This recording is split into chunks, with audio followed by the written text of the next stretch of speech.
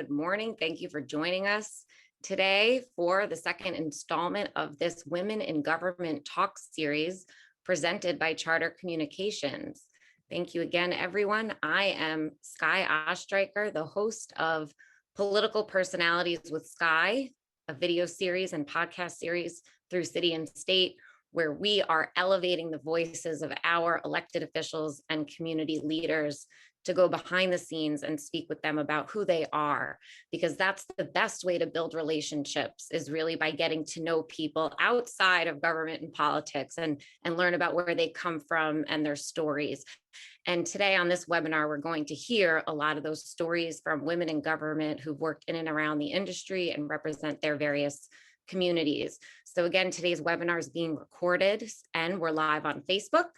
So tune in and share with your friends. This will be emailed around next week. So thank you again for being here. This is the Women in Government Talk series presented by Charter Communications. And to start off, I'd like to welcome Camille Joseph Goldman, Group Vice President of Government Affairs for Charter Communications.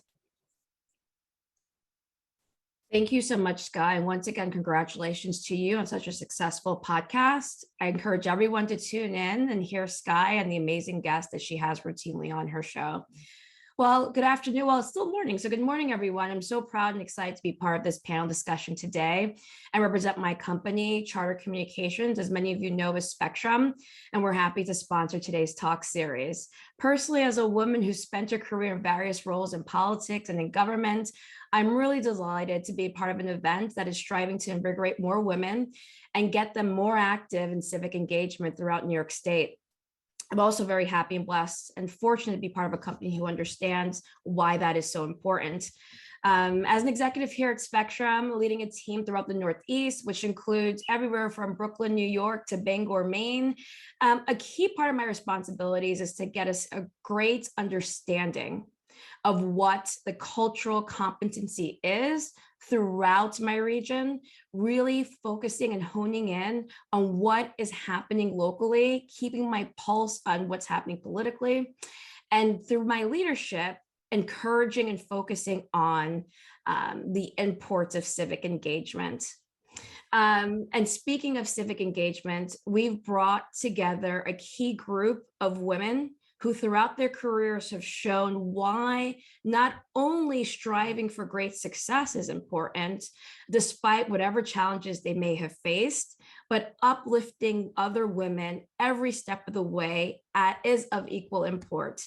A commonality between all the women that you'll hear from today is why it's important to have a woman at the table and why it's important for them to be a key voice in the organizations that they represent. They're able to bring key issues to the forefront. They're able to educate others on important matters, and they're here to advocate for those who may not have a voice or the ability to speak for themselves. It's vitally important in all the roles we have, whether we're in government, we're in business, we're in politics, to take that seriously. And the second thing that they are all able to show and speak to today is what that hard work can garner, and it's success. They bear that responsibility and they bear their titles very humbly and in such an inspirational manner that makes us so excited to bring them together here today to have this conversation. I truly hope you not only enjoy this discussion, but I hope it inspires you throughout the audience to think through how you can help women elevate their voices and truly think through how we're getting more women to the table. And speaking of women and key women, before we actually came on today, I had an opportunity to speak to a lot of our guests as we're prepping very diligently to bring to you the very best show and segment today. And our keynote speaker, Carrie Warner, noted, and I quote, "We always have to make time for other women." And I have to say, knowing Karen Warner throughout at least my career, I can speak to many instances where she did just that. You may know her as secretary to the state, secretary to the governor, which is the state's highest appointed official. But I have known her as someone who's been a firebrand and a trailblazer in every sector of business and government. You may know her from her previous roles and titles, working at very high levels for elected officials you may be very familiar with, including but not limited to Secretary Hillary Clinton, US Senator Kirsten Gillibrand, Mayor Bloomberg, and others. I mean, and most recently, prior to joining Governor Hochul's administration, she served as head of global philanthropic efforts for JP Morgan Chase, showing once again that a woman can be multifaceted, that her skill set expertise can be used in the furtherance of both public and private interests. She is part of a slew of boards and local initiatives. I don't know how she does it all, making time to invest in causes and issues that are very close and dear to her heart, including the Stony Brook Foundation, the East Hampton Trails and Preservation Society, and Invisible Hands. And I have to say, and I just want to point out something before I give it to her to kind of lead our keynote address. Very early on in my career, when I was able to work for a U.S. Senator, Kirsten Gillibrand, Karen Kurtis was part of that transition team and made every effort, not just to ensure that there was a smooth transition for the incoming senator, but that every member of that staff, which at the time was disproportionately women, were able and understood kind of what lied ahead of them and were able to do and perform their duties and tasks. And even when I became Deputy Comptroller for Scott Stringer, one of the first official letters I received in that office was a letter, congratulatory note of encouragement from Karen, which meant a lot to me. So I say this to say that Karen has always made time for other women, no matter their status or stature. And it's with that I welcome her to give her keynote remarks and inspire us all as she's done for the entirety of her career. Welcome, Karen Kurtis. Oh, Camille, thank you. That was such a lovely introduction. And as you said, I've had the great pleasure of knowing you for many years and watching you develop and grow into this, formidable executive at Charter has been it's been a joy. It's really been a joy. And I'm going to touch on relationships in a bit, but Camille and I have stayed in touch, and it's just it's really wonderful to be with you today, and with all of these incredibly powerful women. Sarah Clark and I go back to Hillary's office. She was our regional rep in Rochester and the Finger Lakes, and of course, Assembly members Warner and Cruz. We work very closely in my current role, and of course, the fabulous Bronx Borough President that you'll be hearing from in a little bit. A wonderful lineup of incredibly powerful women today. So I'm thrilled to be here. When asked to prepare for my comments today, one of the prompting questions was, what is the significance of the first woman governor? And I thought about that. And I think the way I'd like to answer is to say that my young godson, Charlie, asked his mom one day, can boys be governor? And I thought, wow, so after 200 years of not having a female governor, the fact that today young Charlie's only lived memory is of a female governor demonstrates the significance more than I ever could. So I thought I'd start with that fun note. Today's forum comes at a critical juncture in our state, in our country, in our city, as we start thinking about returning to the office. It's going to be extremely different. Folks are really working through it in real time, hybrid. Some are back full time. Some are fully remote. And I think these moments and what the last few years have shown us is that a lot of the much demanded equity that we needed around childcare, around work-life balance, has come to the fore, and that is a very positive thing. And I want to come back to that in a minute. As Camille mentioned, I've had the great honor of working for three incredible women, Senator Gillibrand, Senator Secretary Hillary Rodham Clinton, and of course today, Governor Kathy Hochul. And I can share there's a few themes that cut across all three of them, which I think are worth lifting up. The first is they're all focused on getting things done. Less interest in jockeying for position or who gets credit or gamesmanship. It's all about the work, and showing up for people and local communities. The second is they're all incredibly fair, but they're all incredibly tough. There was no slacking on a demand for excellence. When you miss the mark or when the team missed the mark, that is raised, but it's in a different way. There's no screaming, there's no demeaning. It's just, team, how do we do better, right? But the clear message is we've got to do better. And we're held to a high standard. And the third is all three women are solutions oriented and practical, and they're about getting to yes and getting something done. And I was thinking about a time early on in my tenure with Senator Clinton. We hired a new communications director who was 6 months pregnant, and she was her first child. And some of you may relate to this, some of the women may relate to this. And she was really wrestling with, how do I accept this job, right? Step into this very big role. You know, my first child, it was a real unknown for her, how she'd manage all those dynamics.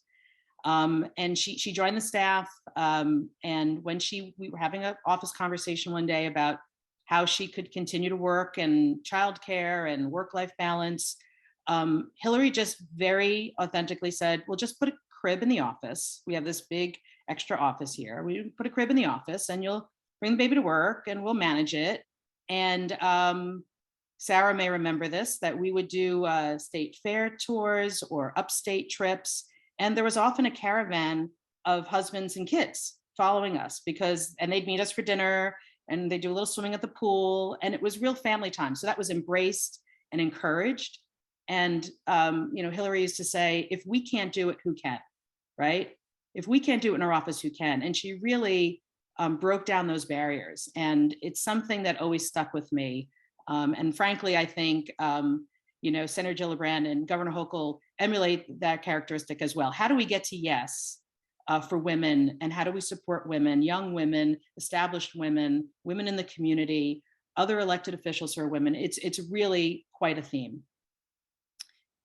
So we're at a time when we really need to lean in and have some bold leadership about how we get stuff done and how we navigate the future. It's not lost, I'm sure, on anyone here that women make up half the world's population. That's half.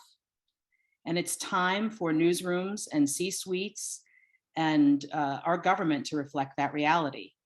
I will tell you, I'm very concerned about the issues that we face. And I won't go too deep into those issues, but I think we all know, in the face of Roe and returning to work, that childcare issues, education, a lot of those are ones that women tend to own and have to navigate, hopefully with support of their family and friends, but that often falls to the women to figure out. But I'm also concerned, particularly for the younger women who are listening today, or for those in your networks, who don't have the ability that I had to network and authentically meet others and develop those mentors and come upon opportunities that don't pop up in a Zoom like we're having today, as amazing as this is, and I love it.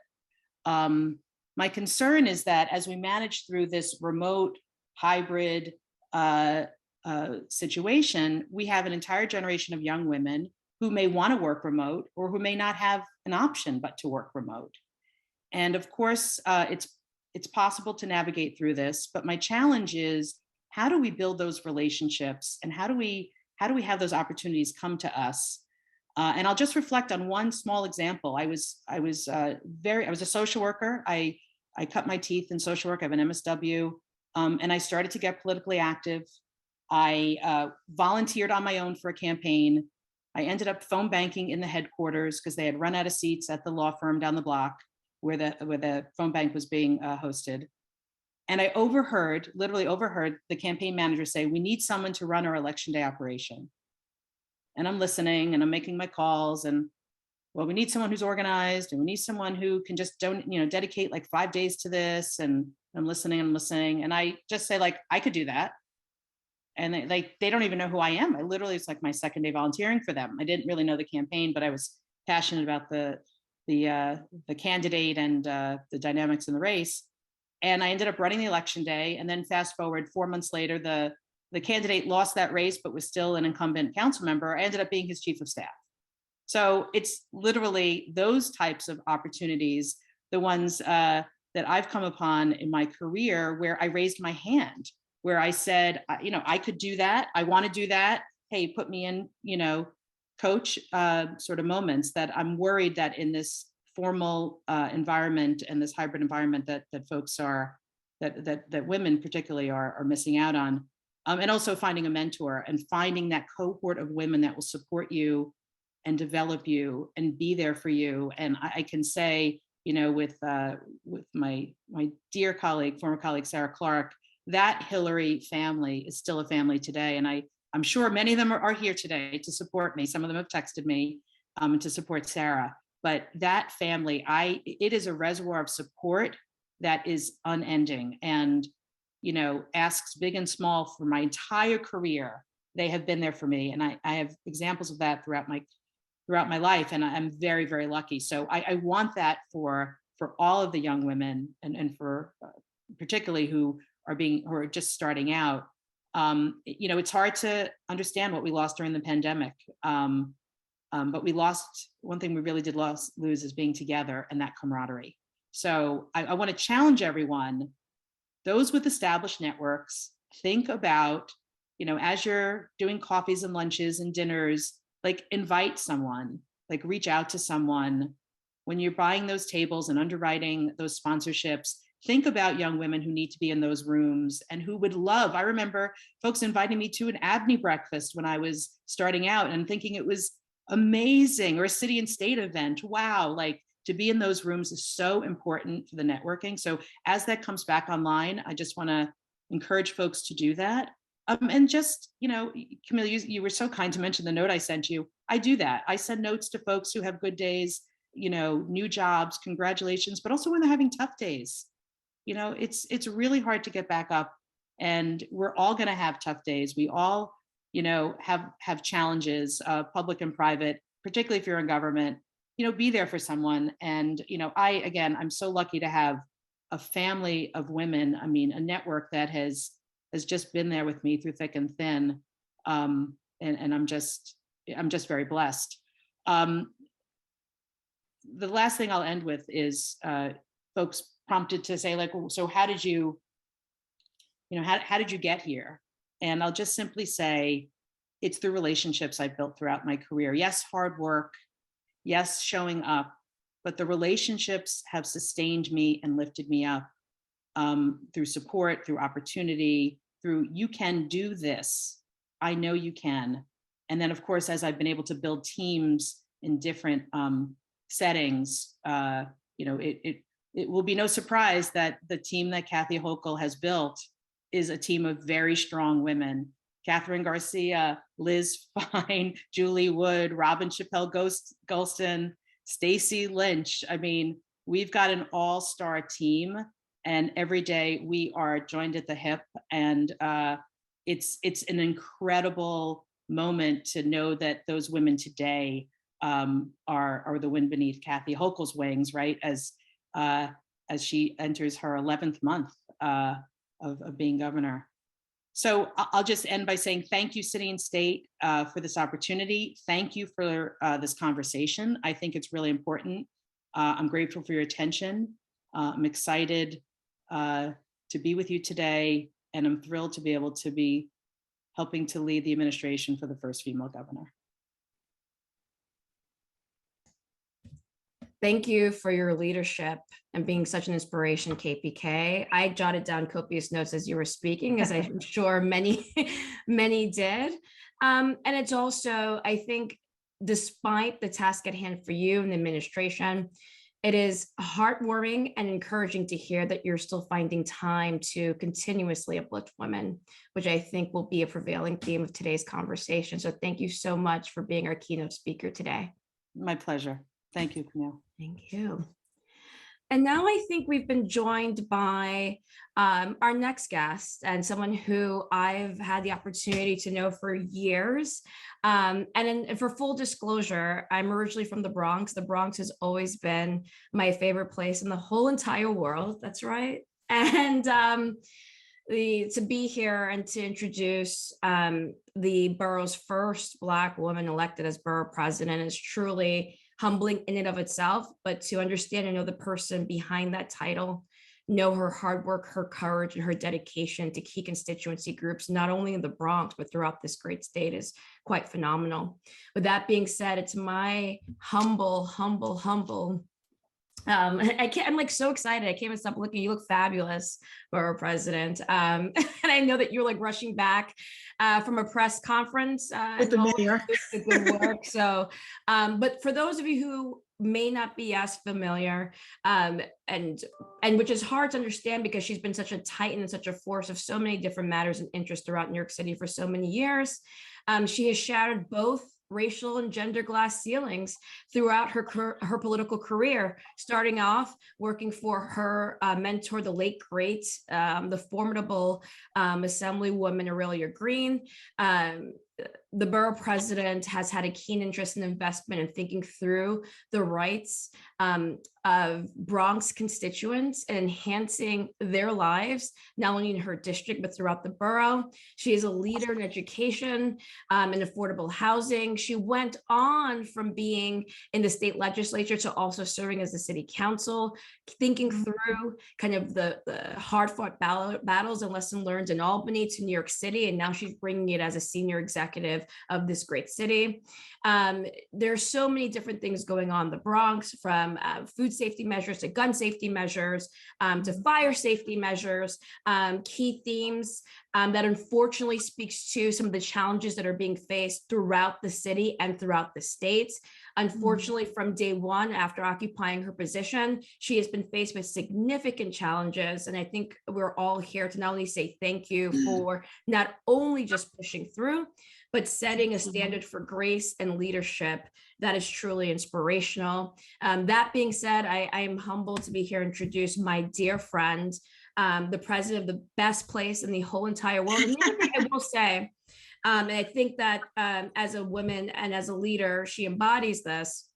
I think oftentimes folks, particularly depending on the branding of your neighborhood, you're told, oh, to live in a better neighborhood, you have to move to another one. I think the Bronx Borough President shows that the Bronx is not only an incredible place to live, but she's setting forth a path for future investment, future attention, and a pipeline for our youth that is quite remarkable. And it's only, I mean, a few months into her tenure. So with that being said, I'd like to give the floor over to our borough president from the Bronx, Vanessa Gibson, to give some remarks. Now I'll share some questions that we've gathered from participants for her. So welcome.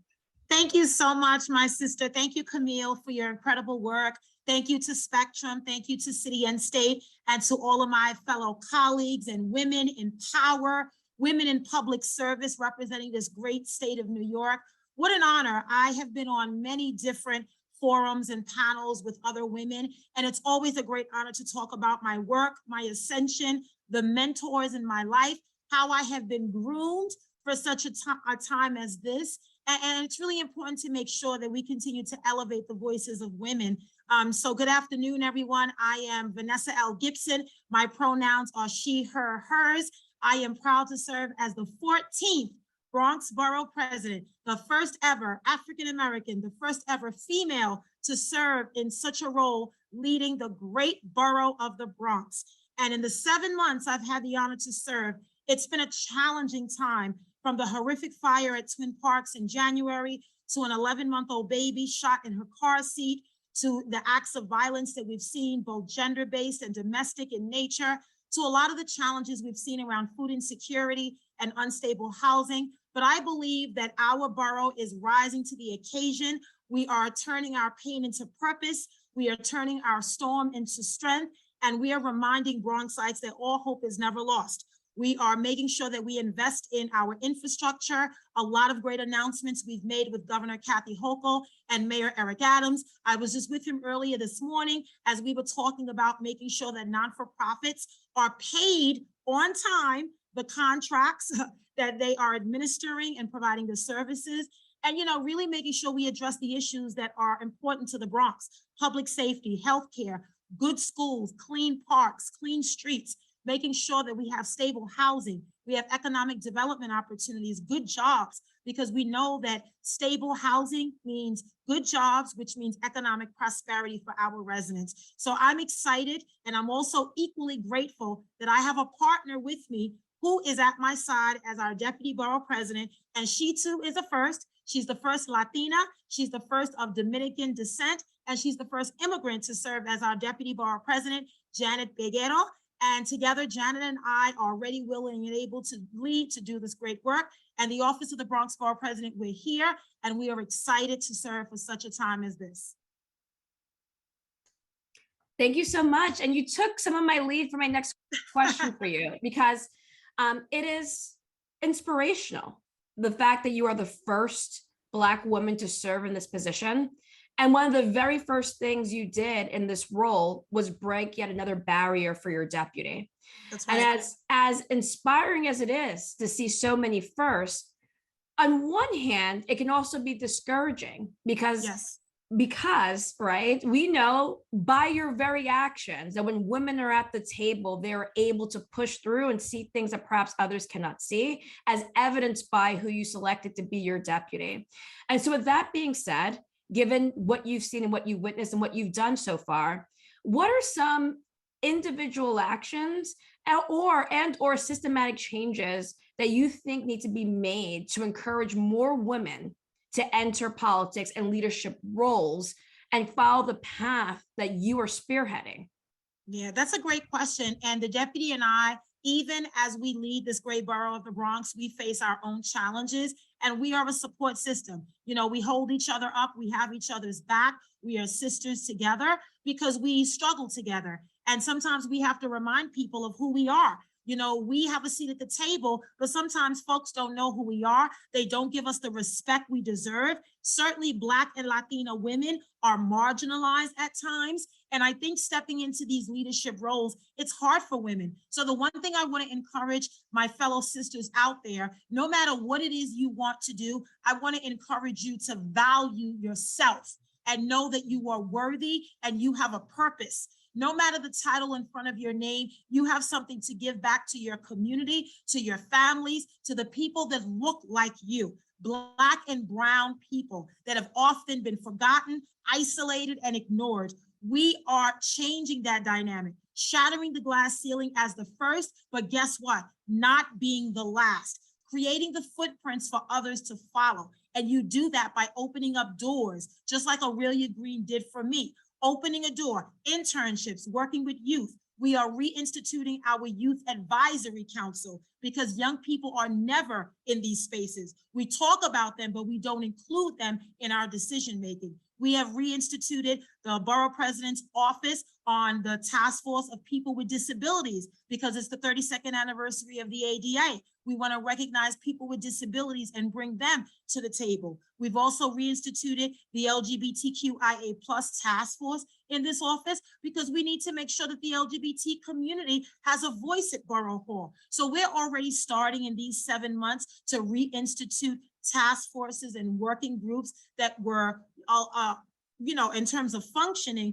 they were there, but they just weren't really active. And some of them were defunct. So we want to make sure that we not only reinstitute them, but we bring on more people that are coming into the table. And, again, when you think about women, women are the first responders, essential workers, frontline staff on the trenches, in the communities during COVID. They were doing all the work, human service workers, school crossing guards, safety agents, the cafeteria workers, all women and women of color. So a lot of times I think as women, we doubt ourselves, we doubt our strengths, we doubt our capabilities, and sometimes we are the hindrance. So we need to make sure that we're in these spaces as interns, externships, making sure that we get our feet in the door and we start to build the momentum and create the spaces that we know that women deserve to be in. Thanks so much, Borough President. Earlier today, Karen Priscilla Keogh, KPK, mentioned that, given the dynamics of the pandemic, some of the opportunities that women are facing that they would have usually had the opportunity to partake in through networking and being more external, it's kind of shifted. During the last few years, we saw during the pandemic that actually the biggest attrition in the workforce was by women who either had to go home and take care of kids and for other reasons are in the house now. And to kind of shatter kind of what's needed as far as next steps, many women are going to have to take risks, right? And be perhaps a bit uncomfortable. And knowing you for as long as I have, I think I know the answer to this question, but for those who are watching, what's the biggest risk that you've taken in your career? What is the thing that you decide to do that perhaps it would be a bit uncomfortable? Perhaps you couldn't foresee or forecast the end result, but given everything that was happening, you knew, particularly as a woman, that you had to do it to kind of ensure and envision the future that you saw for yourself. That's a great question, Camille. And I think I've had a lot of challenges during my career and my tenure. But, the one biggest challenge I had was deciding to run for borough president, because I knew I was being term limited out of the city council in 2021 after serving for 8 years. I knew that God wasn't finished with me in terms of my public service career. And I knew the office of the borough president would be vacant as well. Former borough president Ruben Diaz Jr. was also term limited out of office. So I decided and prayed on it. And my mentor, Aurelia Green, and so many advisors like Benny Catala and others said, you can do it. And a lot of times I doubted myself because, number one, it had never been done before. People told me that Bronx County is the highest county in terms of the Latino concentration of Latino families from Puerto Rico, from the Dominican Republic and other places. And they said, it's never been done before. Are you sure? I don't think you can do it.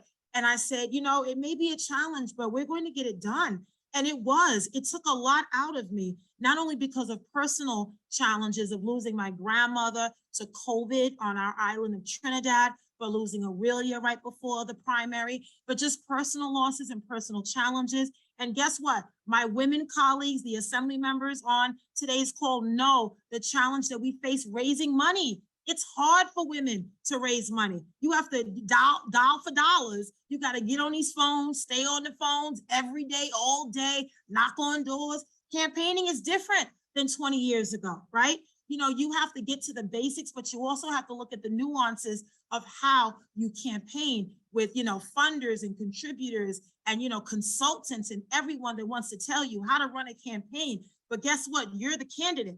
And at the end of the day, when you win, you're the face of that borough of your municipality. And so for me, running for borough president was the greatest challenge of my career, of my life. And I feel like my victory is the victory of my ancestors. I feel like they fought and died for me to be here, and I stand on their shoulders because they paved the way. The Aurelia Greens, the Wendell Forsters, Helen Foster, so many that came before me, Black and brown pioneers that were in government when it really wasn't popular, when you looked around and you didn't see faces that looked like you.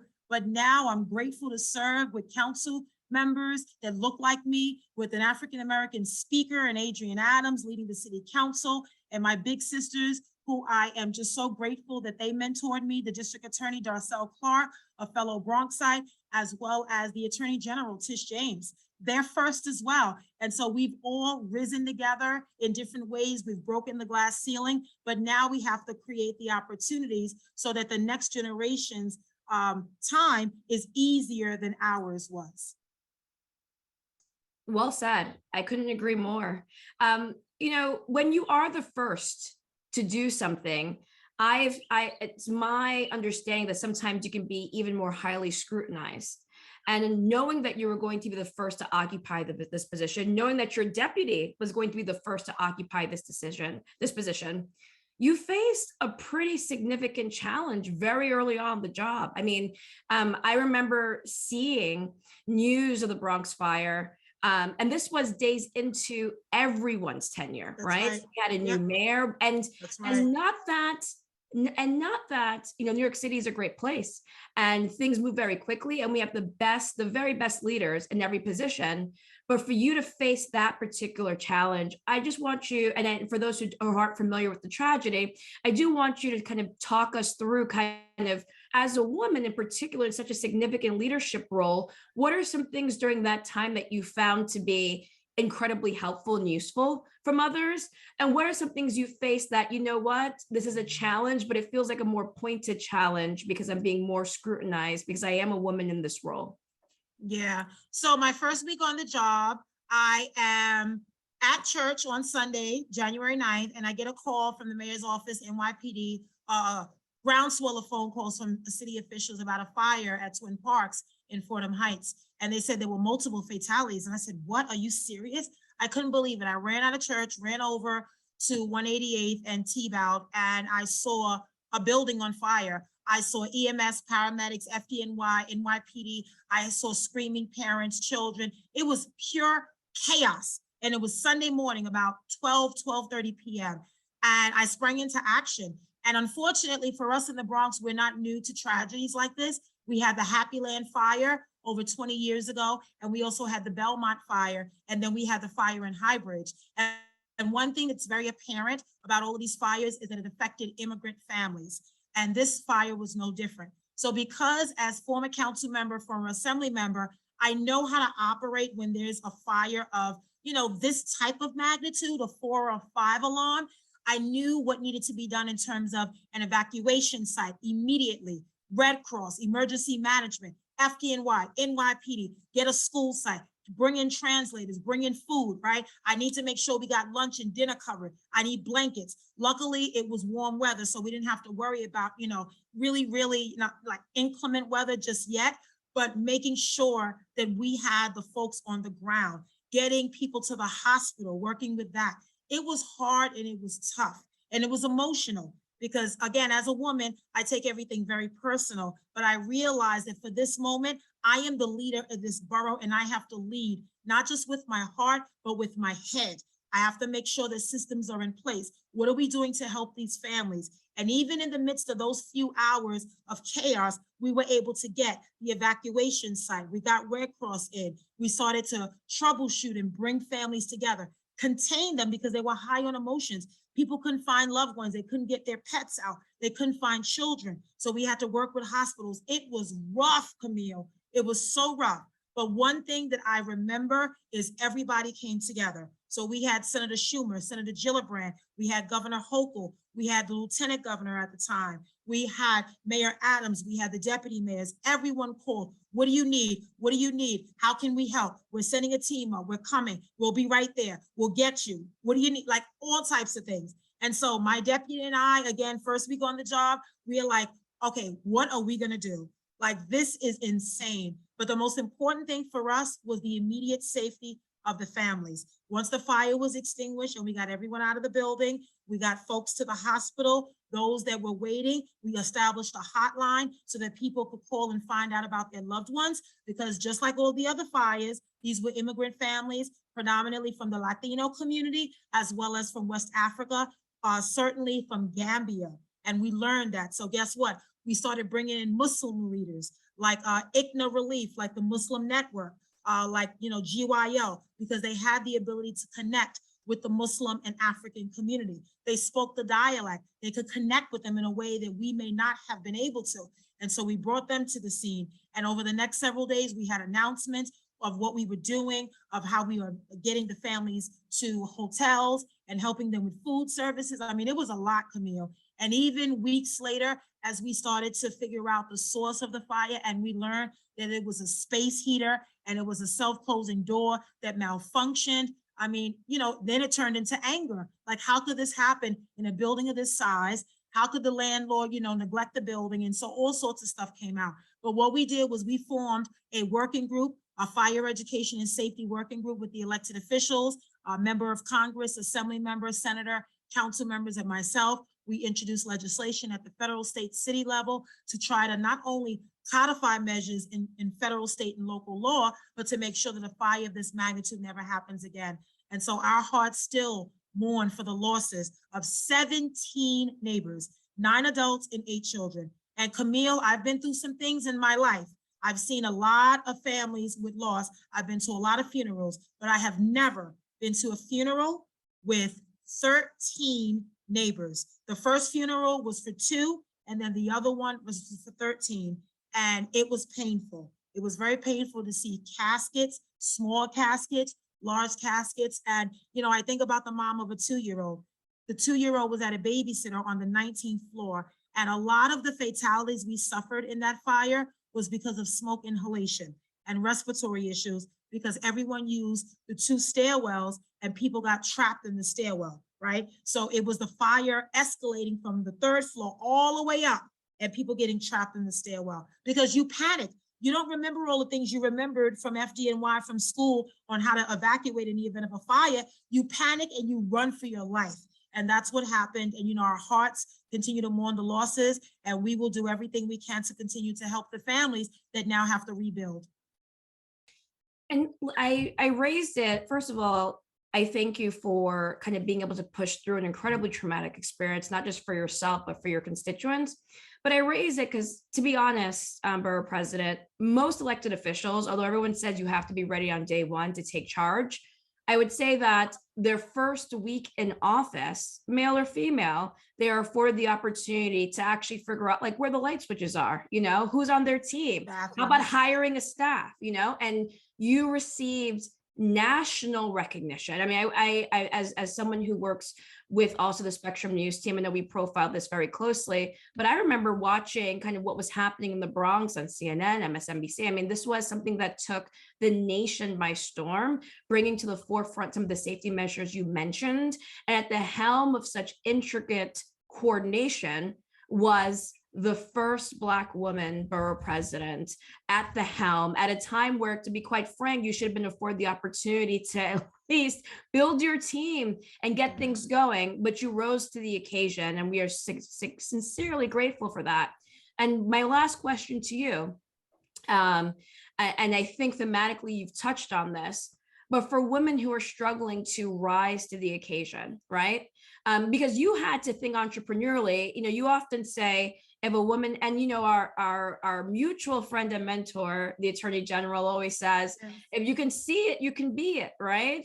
But you couldn't see it. I mean, for many of us, we're seeing it for the very first time through you, a woman in this position, with this reach. And so for those who need to rise to the occasion similarly, that are kind of building the plane as they're flying it, who have no descriptive representation or role model to look to, what advice would you give them in your closing remarks to rise to the occasion as you so aptly did? Thank you. And that's a great question. And I think it signifies all that I try to do every single day. Speaker Adrienne Adams and I love to say, we wake up every day on purpose with a purpose, because we realize the purpose that we have been given. We realize this is our moment. This is our time. This is our season to lead. But as leaders, we're learning as well. I am not afraid to learn while I'm leading. I am humble as I climb the ladder, but I lift others with me as I climb that ladder. And breaking this ceiling means that we are setting the bar and setting the standard extremely high. But guess what? We are preparing our next generation to be the leaders that we know they can be. Every young person is gifted and talented, but they need an opportunity. We need to believe in them and give them hope and motivation and encourage them and empower them, just like Aurelia Green did for me. I never thought I would ever be an elected official. I was always behind the scenes because I wanted to know where the copier was in the bathroom. The behind the scenes people know everything. And sometimes the leaders are on pedestals and they're seen as perfection. I am imperfect, trying to make the borough of the Bronx a better place than the way I found it.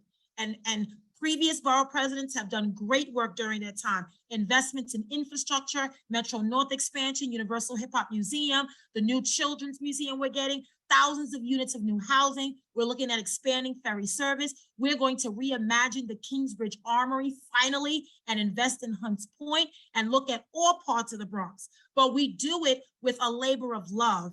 And you do it because you realize that it has to be done.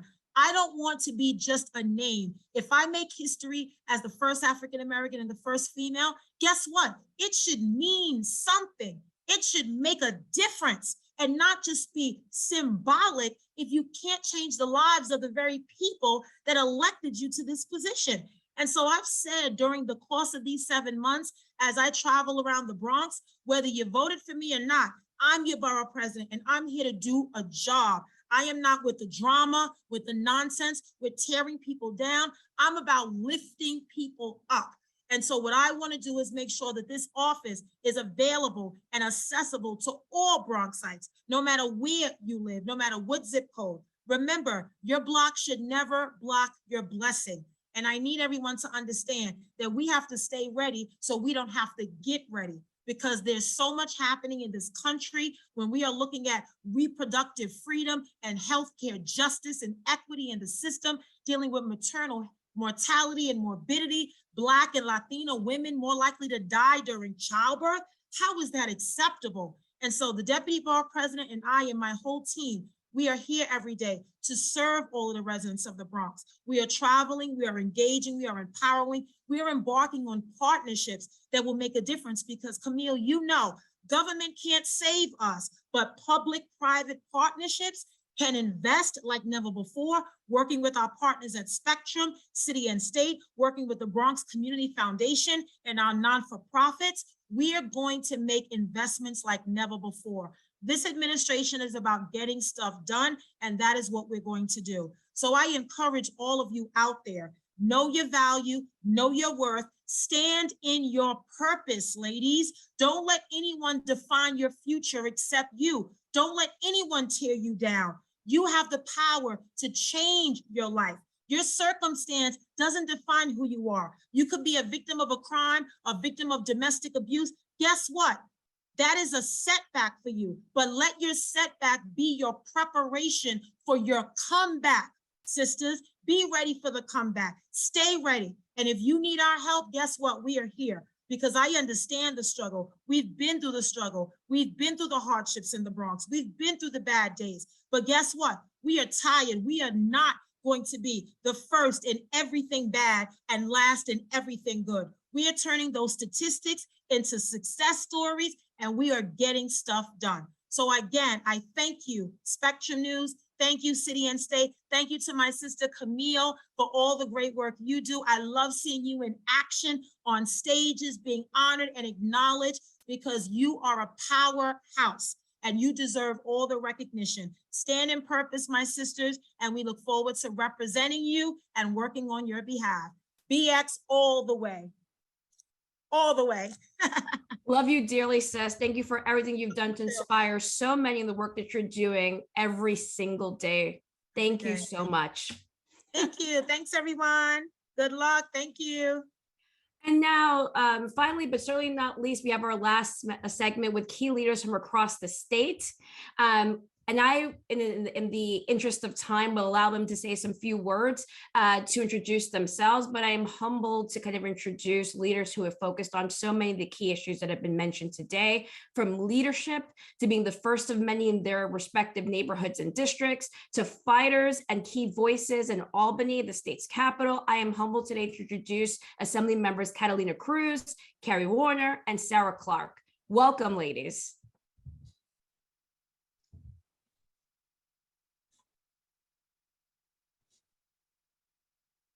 Hi, Camille. Hi. It won't let me start my video. Hello. Hello. It's okay. We're enjoying your fabulous photo, so don't you worry. I think that you've heard so many interesting things today, and but really quickly, I think just for folks on, I think it'd be great to hear from each of you, the areas and districts you represent, and the key element that you've taken away so far from today's discussion. And we'll start with Assemblywoman Cruz. Thank you, Camille, because I literally have about 2 minutes before I have to get off. And I'm going to leave the conversation to the rest of our amazing electeds who are here. I am Assemblywoman Catalina Cruz. I represent Jackson Heights, Corona, and Elmhurst. I'm also the first Dreamer elected in the state of New York. Grew up undocumented for a very long time. And for me to see women in power, it's a beautiful thing. I think when we have not only women in power, the women who support each other offline. I was texting Sarah about a particular time that I was very nervous doing a debate, and she sits right behind me. And every time I would turn around, she'd make a joke. And it's those little ways in which women can support other women to just simply kind of say, we're here for you, we got you. I think it's a wonderful thing. It's very tough getting to the job. It's even tougher staying in the job. And when you have women who understand it, who are mentors to each other, it can really be an essential piece of making sure that we're doing good legislative efforts for our community. Unfortunately, as I said, I have to get off now. I was expecting to go a little bit earlier, but I'm all the way in Denver at a conference. I'm going to leave it to my amazing colleagues to talk a lot more about why having more women and more powerful women in office, it's a great thing for the state overall. And it's always a pleasure to see you, Camille. But I have to go. Good. Thank you, everyone. Cruz, thank you so much for everything. And I'm so sorry you have to run, but I think we can invite you for another occasion, because I think the work that you've done on so many key issues, including immigration and immigration reform, for those of you who don't know, the Assemblywoman has been a leader far beyond her title. Right. And I think something that we've mentioned on this call today is a lot of women are chosen to lead and called for leadership. And she's been a firebrand in New York City politics, working behind the scenes with so many key leaders, but in the furtherance of a goal that's so important for so many New Yorkers. And so while I know you can't touch on immigration now, I would love to invite you back to give you your platform, well-deserved platform, to kind of embellish and talk about the work you've done in that space. Would love that. Thank you, everyone. Bye. Bye. Sarah Clark, do you want to give your introduction and give a little bit about who you are, where you represent, and what you've taken away from this conversation so far? Sure. And I will definitely lean into something that KPK said earlier, is that often when women get into these positions, it's because of the networks that we've created. And to see KPK and Camille feels a little bit like a reunion sometimes when we all get together, and to see all the places that we've ended up, understanding that we've supported each other along the way, continue to support each other today. But what started 15 years ago has really exploded into all of us being in these various amazing leadership positions and really rocking it. So I am Sarah Clark, Assemblywoman from the 136. I represent parts of the city of Rochester and 2 towns, Brighton and Arundecoit. I am the mom of 3. My oldest is 17 and my baby is 11, almost 12, going on 27. And I ran, I spent 20 years working for 2 amazing women, Senator Clinton and Senator Gillibrand, like others here. But I ran because I just felt like the issues of families, as we all struggle, just weren't getting the same attention. I mean, childcare was really the main impetus for me, just really saying we needed something different, and different kind of leadership that's just looking at things from a different lens. It's not a better lens, it's just a well-rounded lens of thinking of all the ways families are impacted by our state budget, by state policy. And so that's what prompted me to do it. It was a very risky move for me. I was not actually the party candidate, and my opponent had a lot of support from incumbents and other electeds, but my network of women, including both Senator Clinton and Senator Gillibrand, came out in strong support for me, along with all the network I've created. And I was able to win that race and be here today and fight for childcare, which is getting a lot of attention. So I'm really excited to join you. Thank you. And we'll get to some of the themes you raised in just a moment. I'd like to give an opportunity to Assemblywoman Carrie Warner to kind of do the same, give a brief overview of the district she represents and what she's taken away from today's conversation so far. Good morning, everybody. It's great to join you, and it's lovely to be with my colleague Sarah and Catalina. Oh, sorry, she had to leave. So I represent the 113th Assembly District, which is northeastern New York, portions of Saratoga and Washington counties. I think that what I would add to the conversation, just to start off, is to say that don't wait to be asked. I think one of the challenges we have as women is that we're a little nervous about whether we'll be accepted, about whether the populace will embrace us, and we sit back and we wait for somebody to ask. But the reality is that you can't wait. If you have a passion, if you have a reason for running, if you see a need that needs to be filled, don't wait to be asked. You can do it. You can do it. We've done it. And if the variety of women you've heard from today can do it, so can you. So just raise your hand, step up. And when they tell you, no, not your time, step forward and say, yes, it is my time. And demonstrate to them why it is. So I had to run twice. And one of the things that I learned early on is that that men and women run for elected office for the first time in equal numbers, and they lose for the first time in equal numbers. But the reason we still have more men than women in elected office is that where men will just slough that off and go back and try again. As women, we tend to take it a little more personally and feel the rejection of a loss a little more deeply, and often don't choose to run. So one of the pieces of advice I give to any woman who is considering putting her hat in the ring is to say, just make sure that you're prepared to do it twice, because you may not win the first time. In fact, chances are you're not going to win the first time, but just keep going and you'll win the second time.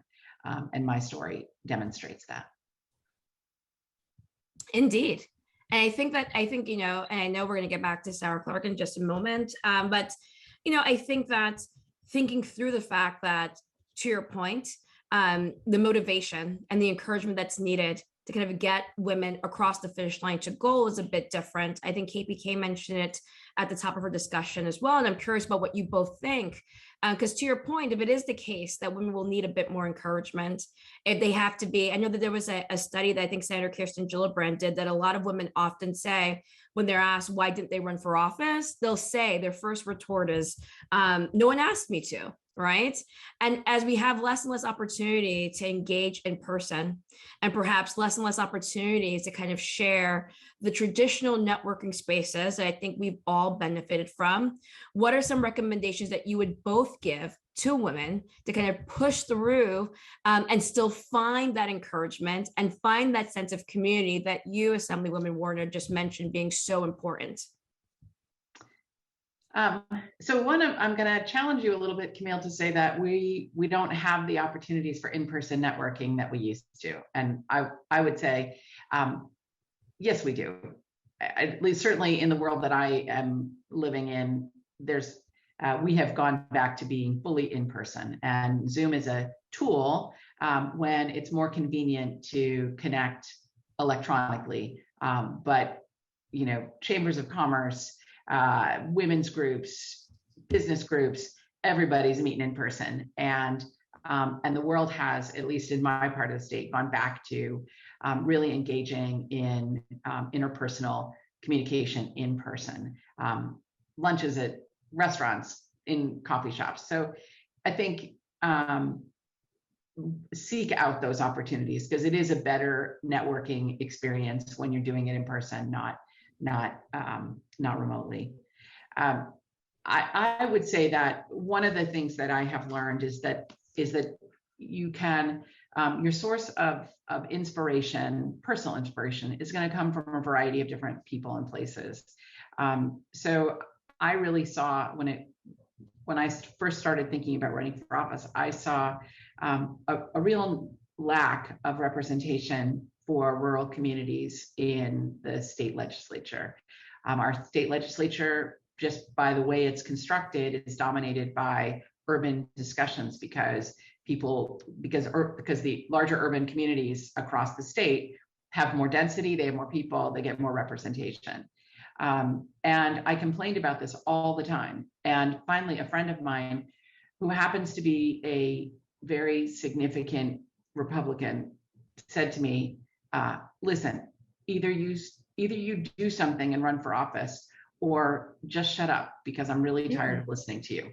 Mm-hmm. And, and that kind of straight talk was really, I sort of took a step back, but that kind of straight talk was really helpful to me, because it made me realize that I do have a voice, and I can use my voice in public ways as well as private ways. And so I guess what I would say to everybody is, seek out opportunities to be in person, but also broaden your circle. So, I'm the first woman to represent this region ever, and the first Democrat since 1912.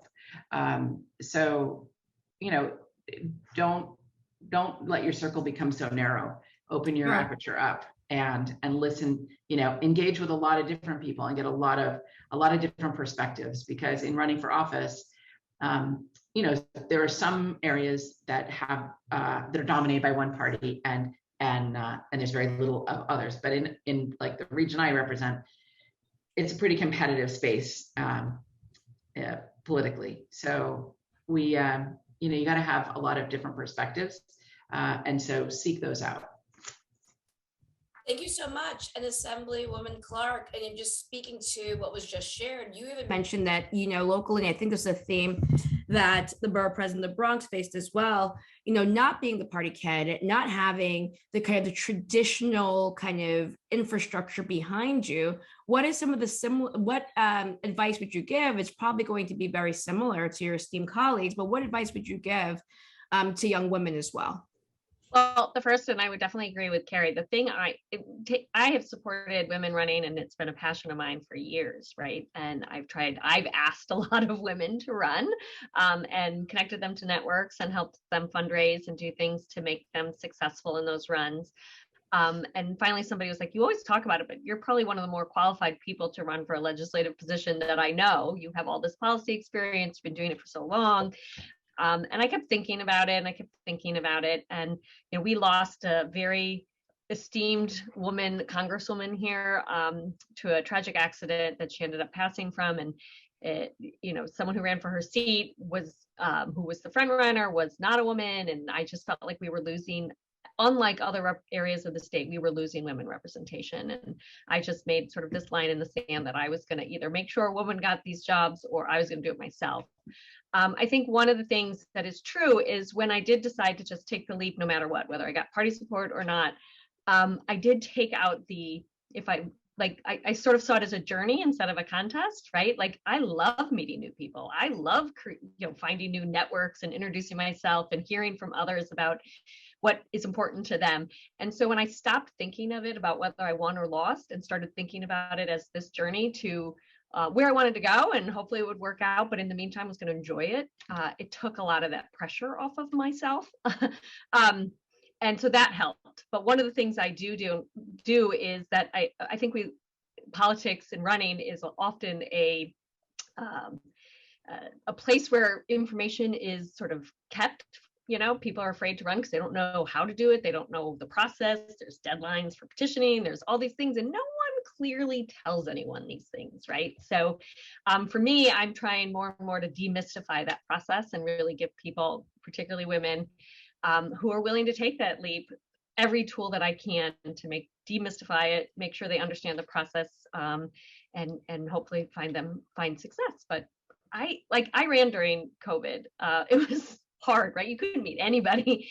And one of the things that I tapped into were friends and neighbors. Like I run, both the towns I have in the city have very well established neighborhood associations, neighborhood groups, book clubs. Women had book clubs in their neighborhood, all these different things. And I would just ask them, could you just shoot out an email saying, come meet Sarah on this Zoom? And they would. And, maybe it was hard to get people on Zoom. Maybe we'd get 10, and they would apologize. And I was like, you just sent out 150 emails to your neighbors. Like, don't apologize. That's more than I could ever ask. So, and also, lawn signs are a big thing in upstate New York, probably not so much downstate.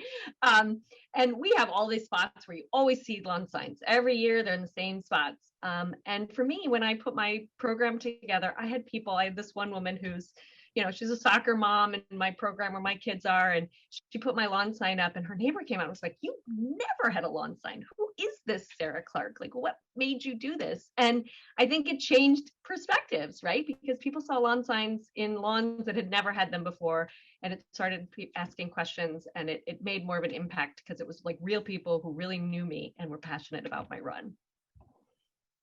It also shows how in sync you are with your local community. And one thing I want to note before I ask you both the next question is, when I was working in Senator Kirsten Gillibrand's office, I remember coming up from one of our kind of whirlwind trips of upstate New York and going back to the New York City office. And I noted to the state director at the time, I was like, oh my gosh, Sarah was like so prepared and was so helpful. And when you're in service in the furtherance of a goal of a principal, often the benchmark is how well you staff the principal, right? So a good trip is to find the principal. The senator had a great time in the area, but I was noting that I thought you were very invested in the success of the team that was with her as well, and were incredibly helpful.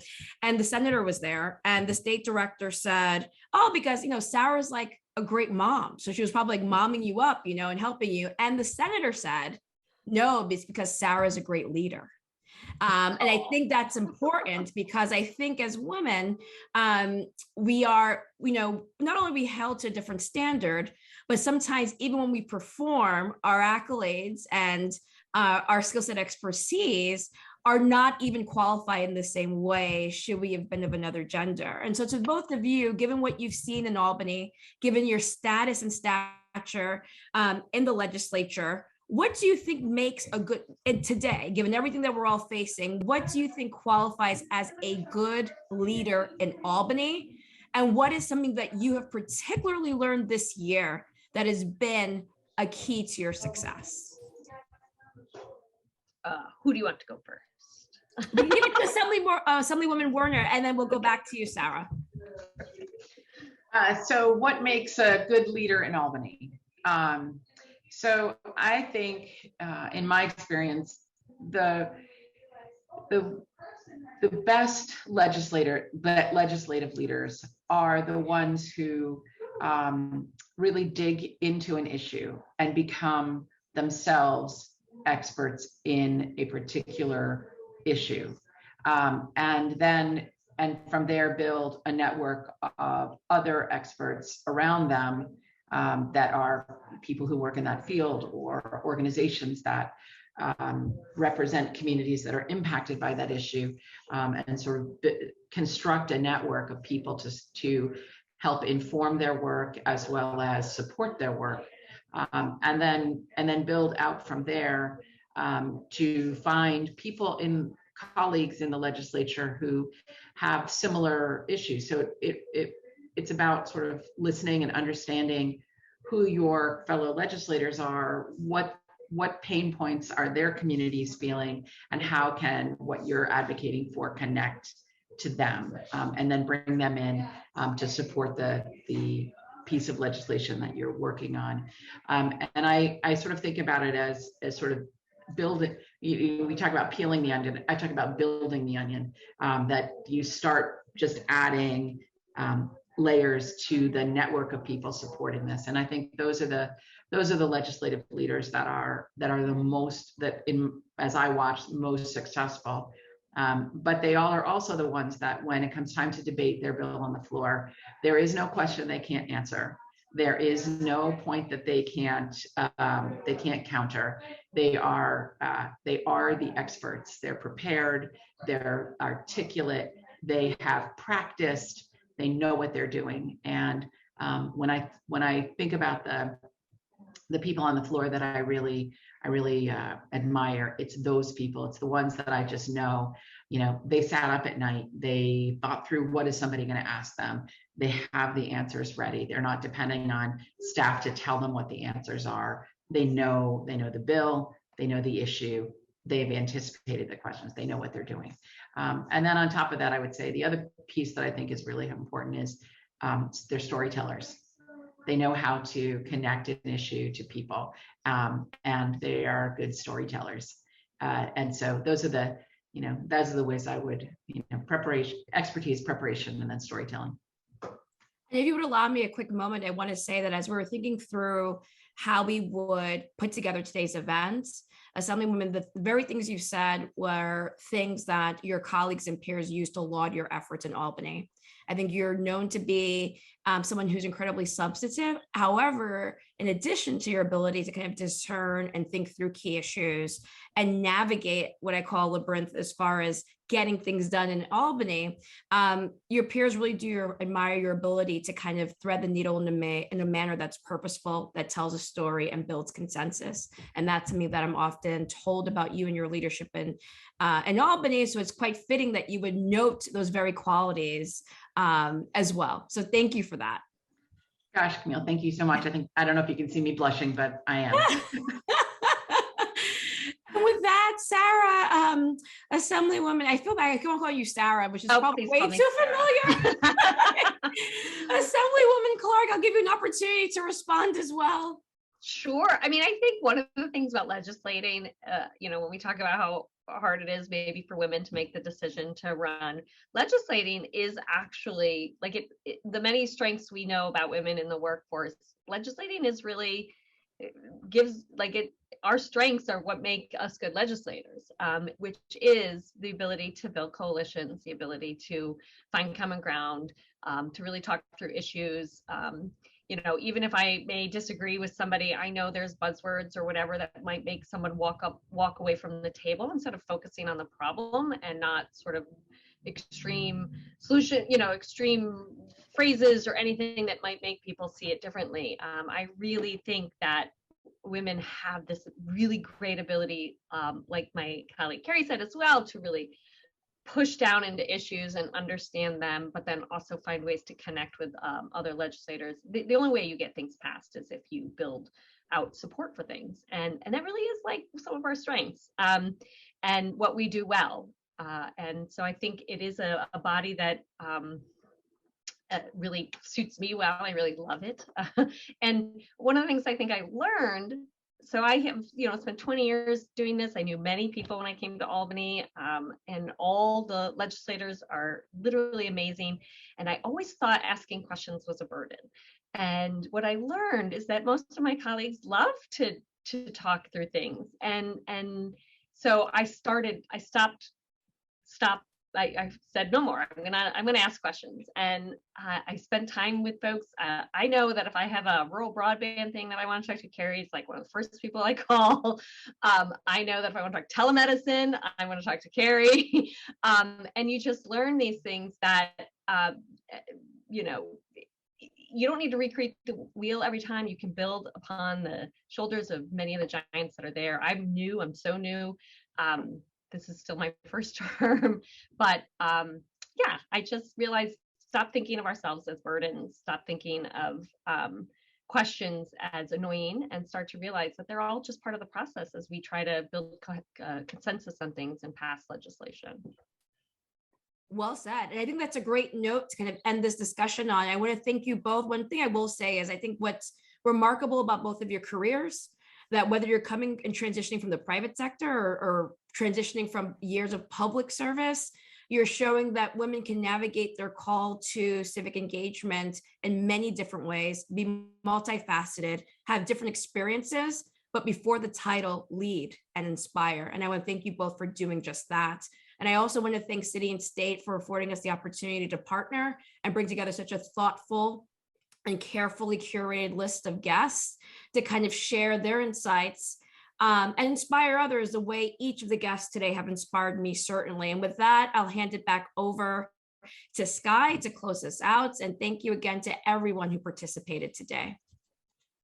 Thank you, Camille, and to Charter Communications for hosting this webinar with us and with City and State. It was great to hear from some of our elected leaders' voices, and Camille and KPK, and hear your stories, because at the end of the day, like these women discussed, it's the relationships that we've built along the way that help us in our careers so that we can pay it forward and continue to build relationships and community as we go into the future together. So this webinar was recorded, so it'll be emailed to everyone who participated. And we hope you tune in to more of these webinars and conversations. Thank you again to Charter Communications, and we will see you again soon.